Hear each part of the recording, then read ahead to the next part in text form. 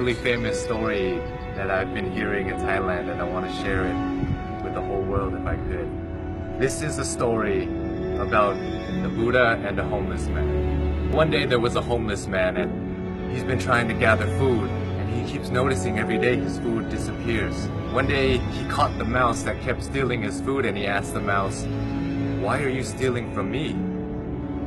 I'm a homeless man. You can steal from richer people than me and it won't have any effect on them." The mouse then told the homeless man, "It's in your destiny that you can only have 8 items in your possession. No matter how much you beg, no matter how much you gather, this is all you'll be able to have." The homeless man was shocked and said, "Why is that my destiny?" And the mouse said, "I don't know. You should try and ask the Buddha."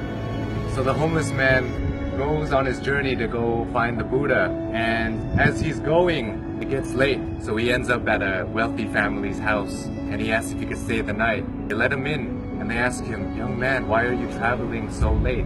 And he answered, "I have a question for the Buddha, and tomorrow I'll be on my way." The family then says, "Can we give you a question to ask the Buddha? We have a 16-year-old daughter who can't speak. We just want to ask, what do we have to do to make her speak?" So the homeless man thanks them for shelter and tells them, "Of course, I'll ask your question for you."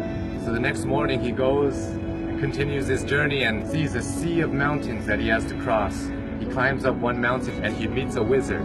And the wizard decides to use his staff to take the young man and himself, fly them across the sea of mountains. And the wizard asks the young man, "Where are you going? Why are you deciding to cross these mountains?" And the young man said, "I'm going to ask the Buddha a question about my destiny." The wizard then says, "Can I please give you a question to ask the Buddha? I've been trying to go to heaven for 1,000 years. According to my teachings, I should be able to go to heaven now. Can you please ask the Buddha, what do I have to do to get to heaven?" "Of course, I'll ask your question for you." And as he continues on his journey, he runs into his last obstacle, which is a river that he cannot cross. Luckily, he meets a giant turtle who decides to take him across the river. And as they're crossing the river, the turtle asks, "Where are you going?" "I'm going to see the Buddha. I'm going to ask him a question about my destiny." The turtle then says, "Can you please ask a question for me too? I've been trying to become a dragon for 500 years. According to my teachings, I should have become a dragon by now. Can you please ask the Buddha, what do I have to do to become a dragon?" So the young man thanks the turtle for taking him across the river and says, "Of course, I'll ask you a question for you." The homeless man finally meets the Buddha, and the Buddha tells everybody, "I will answer 3 questions for everybody here, but only 3 questions." And the young man is shocked. He has 4 questions to ask. So he thinks carefully. He thinks about the turtle. The turtle's been living for 500 years trying to become a dragon. The wizard has been living for 1,000 years trying to get to heaven. And that young girl is going to have to live her whole life being unable to speak. And then he looks at himself. He says, "I'm just a homeless beggar. I can just go back home and continue begging." So as he looks at everybody else's problems, his problem suddenly seems so small. So he feels sorry for the turtle, the wizard, and the young girl, and decides to ask all of their questions. So he asks the Buddha, and the Buddha answers. The turtle is unwilling to leave his shell. As long as he's unwilling to leave the comfort of his shell, he will never become a dragon. The wizard always carries his staff and never puts it down. It acts as an anchor, keeping him from heaven. And as for the girl, she'll be able to speak when she meets her soulmate. So the homeless man bowed to the Buddha and went on his journey back home. He reunites with the turtle and he tells the turtle, "Hey, you just have to take off your shell and you become a dragon." The turtle then takes off his shell, and inside his shell were priceless pearls found in the deepest parts of the ocean.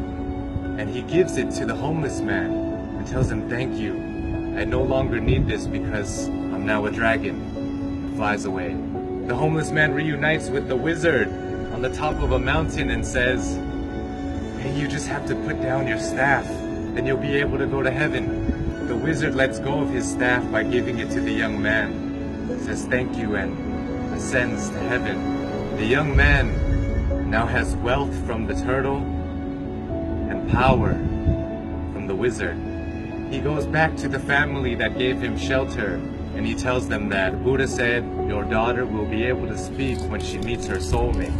And at that moment, the daughter came downstairs and said, hey, is that the man that was here last week?